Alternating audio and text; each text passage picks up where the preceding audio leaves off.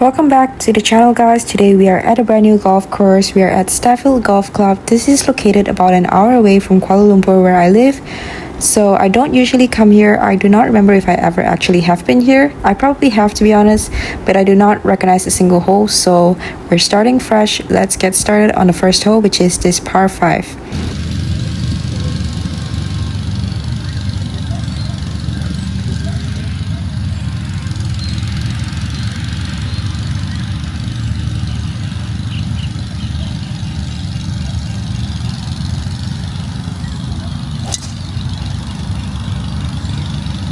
Okay, so after the tee shot, we're left with 170 yards, and I know some of you guys might be doing quick maths right now and being like, wait, this hole is playing 480, she's got 170 left, which means that she just hit that tee shot 310 yards. There's definitely more to take into account than just the distances that you see on a scorecard. When I give you guys the distance of the hole, obviously it's just based off the scorecard numbers. There are a few other factors. Of course, if you cut a corner, it's going to make the hole a little bit shorter. The pin is in front today, which is also going to make the hole a little bit shorter because most of the time the scorecard measures to the center of the green. There are so many factors, guys, so just don't focus too much on the distances, because I know a lot of people are just simply so obsessed with distance, and every single time they watch my videos, that's all they see. They're like, Jen, why are you hitting at 240? Why are you hitting 300? Blah, blah, blah. Let's just focus on the golf, guys. It doesn't matter what distance you're playing off. You still need to hit good shots in order to score well, which is what we're trying to do today. And another matter to note is I'm playing off the white tees today. So it's not playing short, but it's definitely running out a lot more on this golf course than it usually does on the golf courses that I play in KL. So you will notice that I have quite a lot of short clubs into the greens, even though it's playing almost 6,500 yards. So guys, again, play the tee boxes that suit your ability, suit your distance, and to be honest, it doesn't really matter what tee box you play, just as long as you're out there and you're able to have fun. So let's see if we can convert the first birdie part of the day.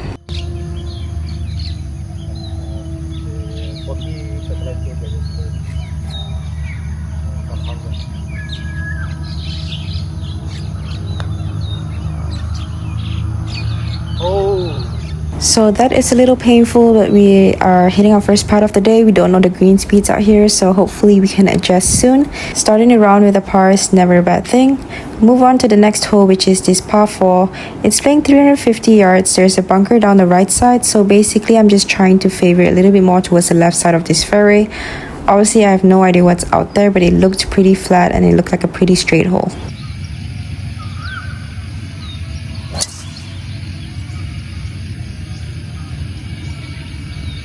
So we managed to find the fairway, which left ourselves with only about 80 yards into this pin. As you can see, it's on the left side of the green, but it's pretty central. Hitting a 58-degree wedge here, the ball is a little bit below my feet, so just being aware of that and basically trying to go straight at the pin.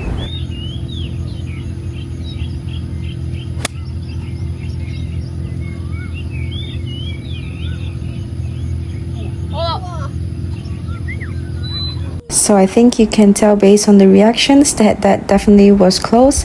Gave myself a little tap in on the second hole here to make the first birdie of the day. So we're not a fan of clickbait out here, so I'm pretty sure you guys already know what I'm going to be shooting today. But I'm just curious, what do you guys think the formula to this 65 is going to be?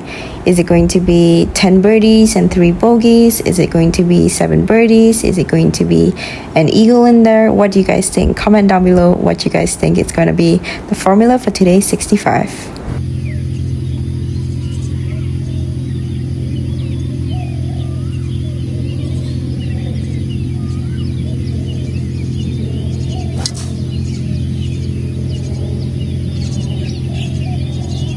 So the hole ended up being kind of a little bit of a dogleg right hole with a water hazard down the left side, but it's pretty far to reach that water hazard on the left side.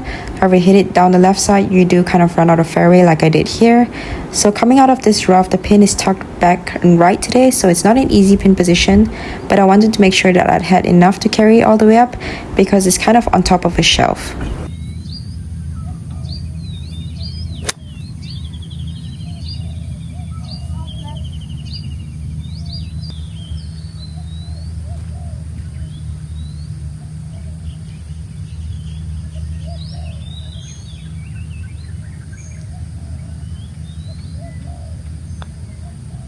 Oh my god. So good chance there, but unfortunately a miss. I did think that it was going to break right to left, but it broke the opposite direction.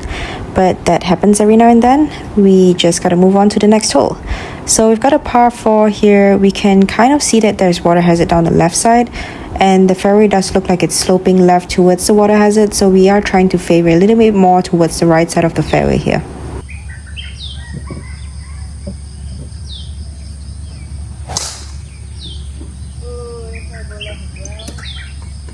So hitting the fairway here gave us a pretty short club into this green. I've got 98 yards, but based on what I could see, the green is pretty firm when it lands, so I did decide to club down to go with a 54-degree wedge instead.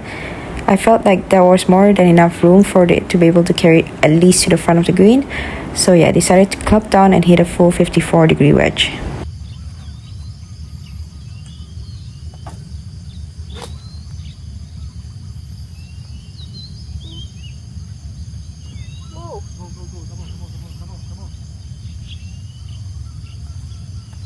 That went long.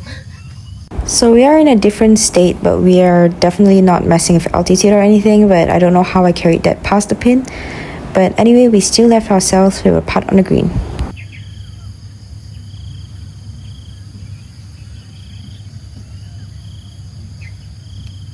So a nice curler there for the second birdie of the day as we move on to the next hole, which is a par 5.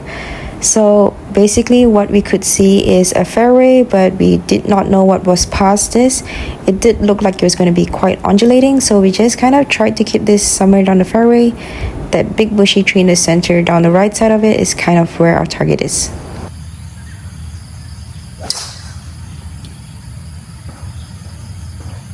So you can kind of see from this angle, but you do need to be a bit careful because the fairway kind of slopes off both angles. So yeah, I got lucky to be right in the center. Somehow I guess I chose the right target. You can kind of see though, I'm close to the water drainage area, and I was for some reason in rough. I think that maybe because all the water drains there, the grass was growing quickly there. So this was not the easiest shot. I decided to still pull out a 3-wood even though it wasn't the best lie, because I figured I'd just try to get it as far as I possibly could. So even though we didn't hit a good shot, we are still inside 100 yards, so we can still be quite aggressive with this shot. All the pins today, I don't know if it's just the way that they set up this golf course, but they're definitely all on top of like little shelves. So you do need to get your distance control right. And I think that even though it's not a super long course, the pin positions does make it a little bit tricky, and it definitely can be challenging as well. So it's pretty fun to play out here, and I would definitely recommend it, especially if you're working on distance control.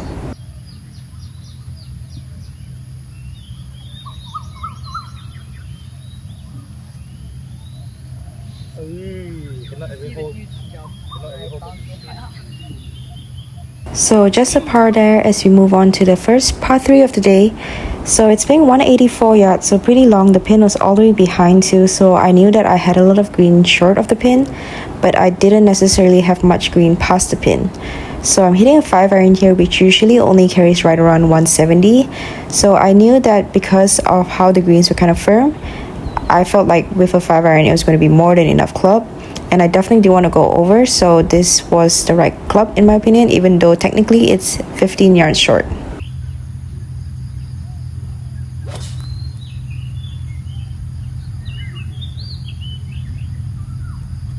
So you can see here my direction was not right. I kind of left the club face open, which resulted in it being on the right side of the green. However, my distance control was actually pinned high. So yeah, knowing your rollout and knowing your carry distance is super important, because it's going to help you play in different conditions as well. Like when it's firm, you're obviously not going to want to carry it all the way to the pin, and when it's soft, you're going to need to know how much you need to carry it just to be able to get it closer to the pin as well. So depending on the conditions of the green and the golf course, your approach shot strategy is definitely going to change. So another part there is move on to hole 7, where depending on where they put the tee box, this tree on the right side definitely comes into play if you're someone that hits a draw, because it is very much overhanging the fairway. You can see that the fairway is sloping from the left to the right, so obviously everything is going to have a tendency to kick towards the right. So you do want to favor the left side of this fairway. However, if you're hitting a draw, this is going to make it a lot more difficult, especially if you can't hit a fade. So I would definitely recommend teeing off on the left side of the tee box as much as you can, just to give yourself a wider angle and to choose a good target that's going to allow you to swing freely. That might not necessarily be a driver if it's going to cause you to run out of fairway. It's not a long hole anyway, so just kind of putting yourselves in a good position, especially when the fairway is running out as well. So it's not always going to be a driver. So after putting myself on the fairway, I've got 80 yards, again a bit of a downhill lie. The pin position today is in front, as you can kind of see if you can pick it out. It's the red pin down the left side of the green, so there is a little bit of a slope there. There's a bunker in front of the green, and you can kind of see that the slope is in front of today's pin position. So there isn't much choice, because depending on the landing area, I didn't really know how much green I had in front of the pin, especially which part is going to be sloping, which part is not. So obviously that's something that you would see if you play on this golf course often, or that's why professional golfers play practice rounds, just to see the green contours, to know where to hit and where not to hit. But without that knowledge, I was just trying to fly at 80 yards, which is right around pin high, and it ended up just taking a massive bounce, so leaving myself with a much longer birdie putt than I was hoping for.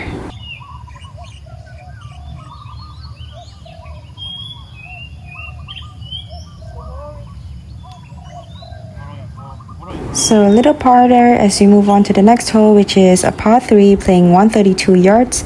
So the pin is again located down the right side, tucked down the right side on top of shelf again. The pin positions today definitely make it interesting, because you kind of have to know when you're going to be aggressive with it and when you're not. So for me, I think that obviously when I have any kind of wedge, I'm going to be pretty aggressive with the approach shot, no matter where the pin is or what kind of green conditions I'm playing.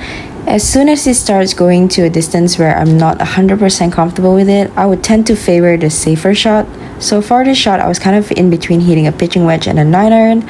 I decided to go with a 9-iron, but unfortunately I did not commit to it 100%, and definitely was a bit worried about hitting over right as I was over the ball, which is not something that you should be doing, guys. You should be committed to whatever you choose, but I felt like the 9-iron was too much club, and with the pin being all the way behind, being over wasn't really a smart choice. So yeah, I definitely should have switched clubs, but I still left myself on the putting green, just definitely a lot longer than I should be.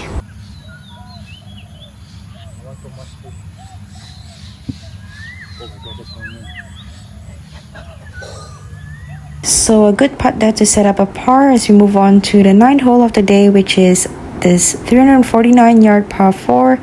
It is entirely uphill, so there is a pretty wide fairway. I could carry those bunkers up there, and I could also carry the water hazard for the most part, even though we're not really going all the way towards the right side of the water hazard, which is the longest carry. So I was basically aiming for the triangle white colored building out in the center of the fairway.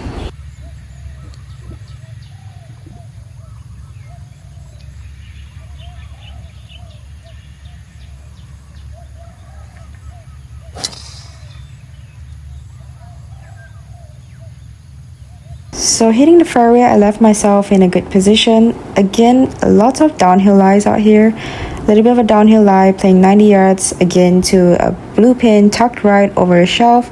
So trying to carry this right around 87 yards, I would say, because I kind of shot the shelf to see how much I needed to carry that. Just trying to leave myself in a good position here.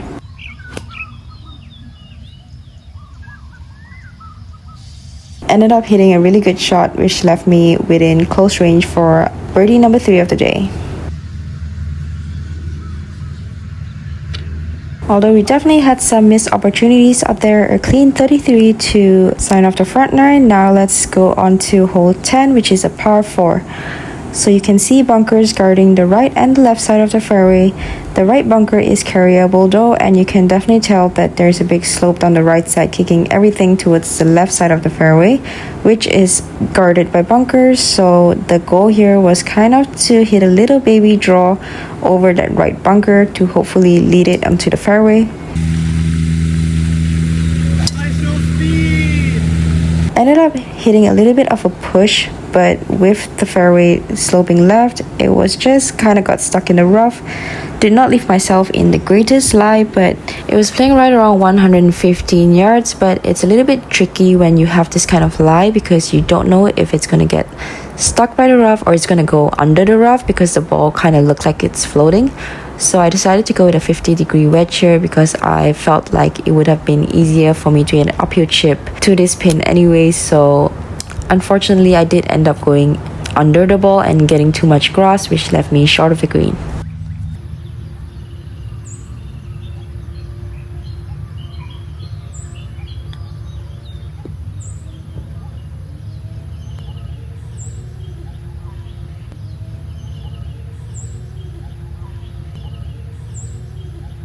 So after a narrow miss there, we move on to hole 11 where it started sprinkling, so we are really hoping that the rain clouds would stay away because it got pretty dark out there.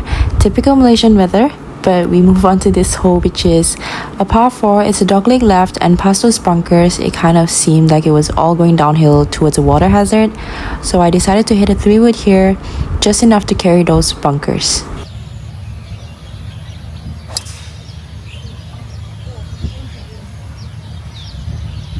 So I might have been cutting it a bit close there, but fortunately there was a little bit of rough to prevent my ball from reaching the cart path. So I ended up having about 105 yards left to this pin. The pin again on the right side of the screen. The wind is blowing a little bit right as well, so I decided just to go straight at the pin, not play for my draw this time because obviously the wind is going to be pushing against it. So yeah, trying to be aggressive here but also smart at the same time.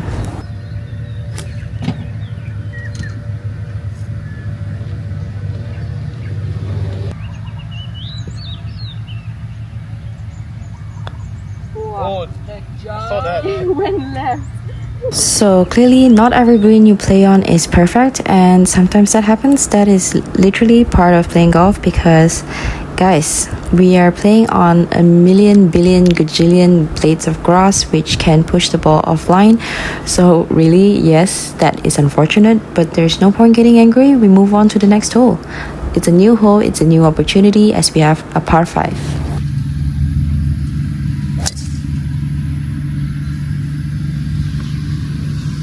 So with it playing 253 yards, obviously it's not an easy 2-1 for me.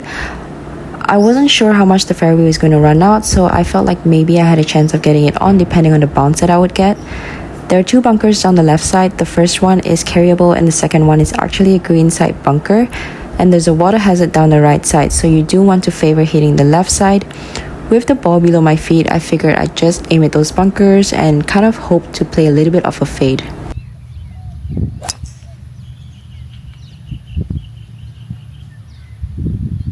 So my ball didn't get much run out. I think it kind of landed in the rough, but it's not too bad because it actually ended up being short of that bunker. But from where I am, I don't know if you can tell, but past the bunker, everything is going downhill and away from the hole. So I knew that this was going to be a little bit of a tricky chip. Just basically trying to make sure that I carry that bunker where the little downhill is and try to catch that slope.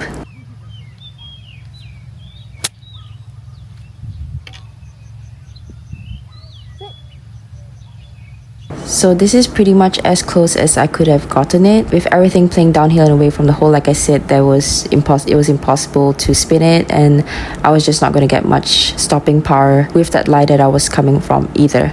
So anyway, I think another important point to make is to always try to play whatever green contours there are. So if there is a slope leading towards the hole, play that slope and try to get that slope to help you instead of trying to go against it. It's very similar to playing in windy conditions. You always want to use the elements to try and help you instead of fighting against it.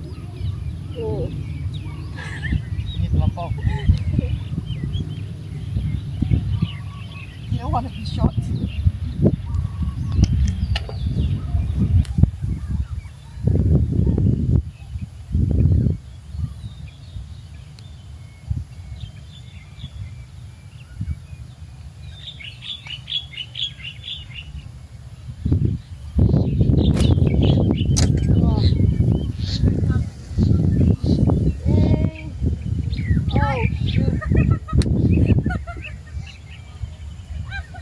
So just another tucked pin where I got a bad bounce and went down the slope, so definitely should not be chipping from 130 yards, but that happens every now and then. We just gotta try to save it. A mistake is a mistake, but try not to compile it. Just hit the best shot you possibly can and move on from the previous shot.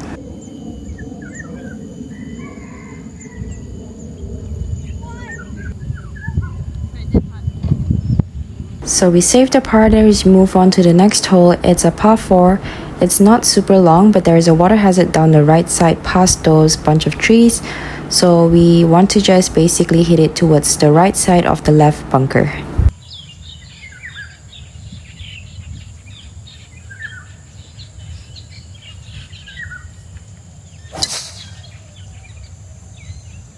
So from here you obviously can't really tell because it looks like a wide fairway, but if I had to redo this hole, I would most likely hit the 3-wood of the tee box because I hit it past the cart path that was running through the fairway and basically to the smallest, narrowest part of the fairway, and I only left myself with like 75 yards. So even if I had hit a 3-wood, I'd probably leave myself with around 90, at worst 100 yards, giving myself a fuller shot. Because this was playing downwind and the pin was located on top of a shelf again, I knew that I had to have really good distance control with this one, because with this kind of shot and the wind blowing pretty strongly, it was obviously going to ride the wind, but I wanted to make sure that I had enough to get my ball on top of that shelf as well. So it would have definitely been a much easier shot from like 90 yards.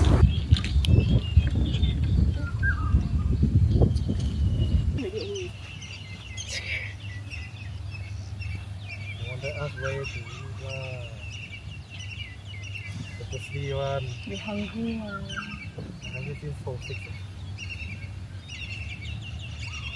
Want to go toilet, they won't fight. So we finally managed to secure the first birdie on the back 9 as we move on to hole 15. You can see water hazard down the entire left side. The fairway is also bouncing towards the left side. Bunkers down the right side, but obviously you want to favor the right side of this fairway, especially because I play a draw. Fairway down the right side and just trying to keep it somewhere on the fairway.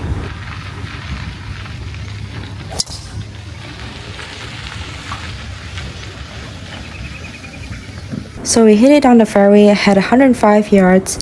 Again, the pin is on top of a shelf, back pin, so we can't really go over. At this point, I was getting pretty comfortable with knowing exactly how far my wedges were flying on these greens, knowing how much they would run out, so I knew that I could comfortably hit a 54 wedge here.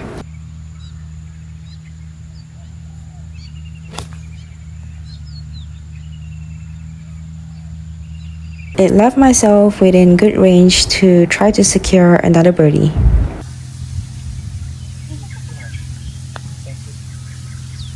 So second birdie secured as we move on to the next hole, which is this beautiful par 3. The pin is basically behind bunkers because I don't think you can have a pin that's not behind bunkers. As you can see, lots of bunkers guarding the front of the screen. Water hazard on the right side. Wind is blowing a little bit right to left, but right is obviously not the miss. So aiming at the pin here and going with an 8-iron.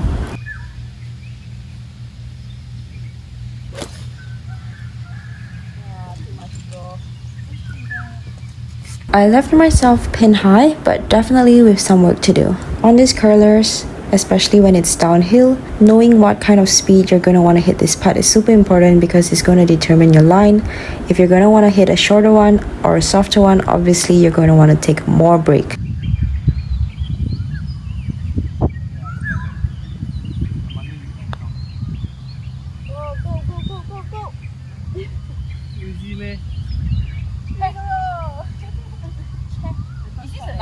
So a nice little turkey there, as they would call it in bowling. But we move on to hole 17, which is most likely the most narrow tee shot on this golf course. You can see it's pretty tree lined and I couldn't really tell what was going to be in front past those bunkers on the right side. So trying to aim down the center fairway and hopefully the ball goes where we want it to go.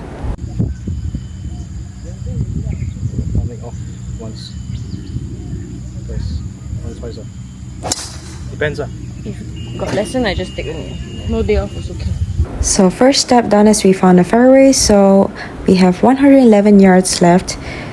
This pin, we could tell that it's on an uphill slope, so hitting a 50-degree wedge here, I wasn't exactly sure if I would carry it all the way to the pin, but I knew that if I didn't, I would leave myself with some kind of uphill putt, which wouldn't have been the worst position to be in.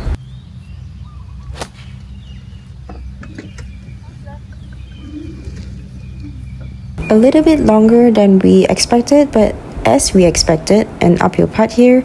So obviously the goal here is to be pretty aggressive. The greens are not running that fast. Try to give it a run for its money.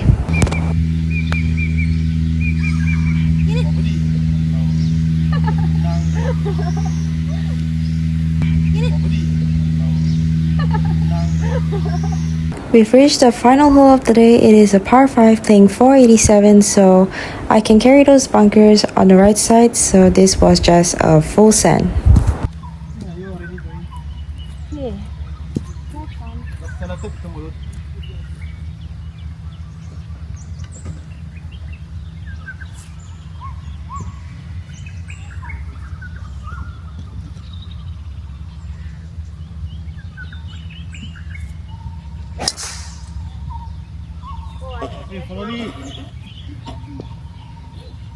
With the pin all the way behind, I still had 235 yards left.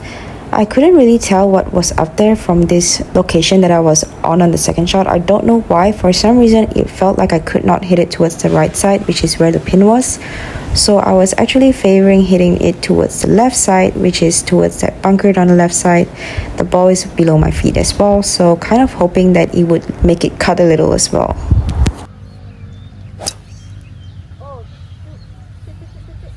Unfortunately, I definitely double crossed it and ended up over here. Again, this is not a good position. In fact, now that I'm looking back at it, I would most definitely prefer being on the right side than over here, because everything is going away from where I am, all downhill again, so I knew that I was not going to get much spin. I hit a really good chip from where I was with a downhill lie and just an awkward lie in general. So gave myself this putt for a 5th birdie in a row.